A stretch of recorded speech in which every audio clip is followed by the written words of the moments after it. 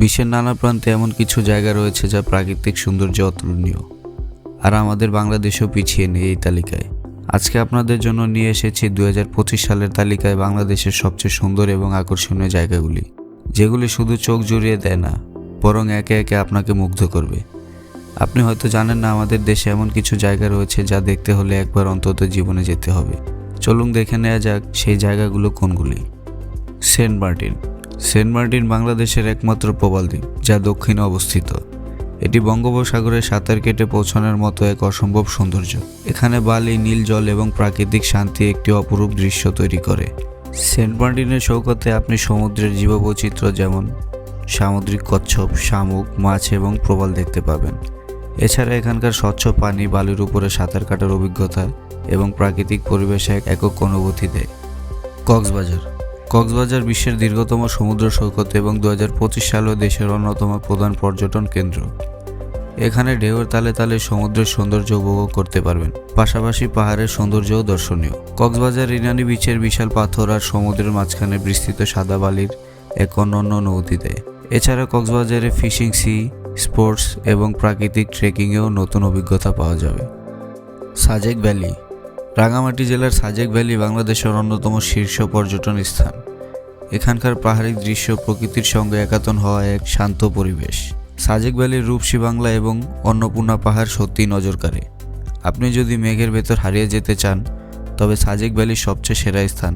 এখানকার অনন্য জীবনযাত্রা, পাহাড়ি সংস্কৃতি এবং প্রকৃতির মেলবন্ধন আপনাকে মুগ্ধ করবে।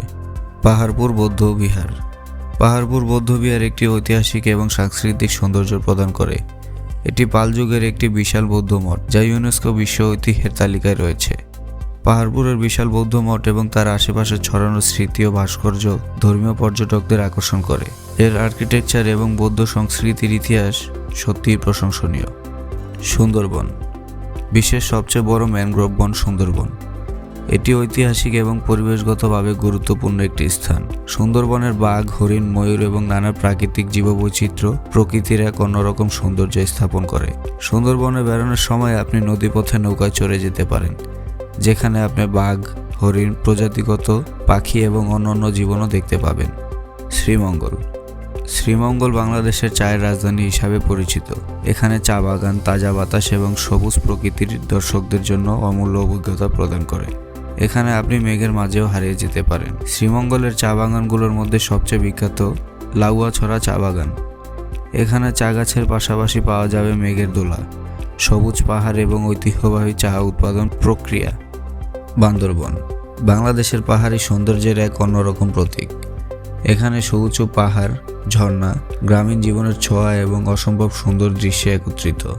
সাজেক ভ্যালি, নীলগিরি, চিম্বুক পাহাড় এই অঞ্চলের প্রধান আকর্ষণ। বান্দরবন বিশেষভাবে পরিচিত তার চমৎকার পাহাড়ি দৃশ্য, যা মেঘালয়ে আচ্ছাদিত থাকে। এখানে গেলে আপনি আরও পাবেন সংস্কৃতির বৈচিত্র্য, কারণ এখানে মং জাতি, মারমা এবং ত্রিপুরা সহ অনেক পাহাড়ি সম্প্রদায় বসবাস করে।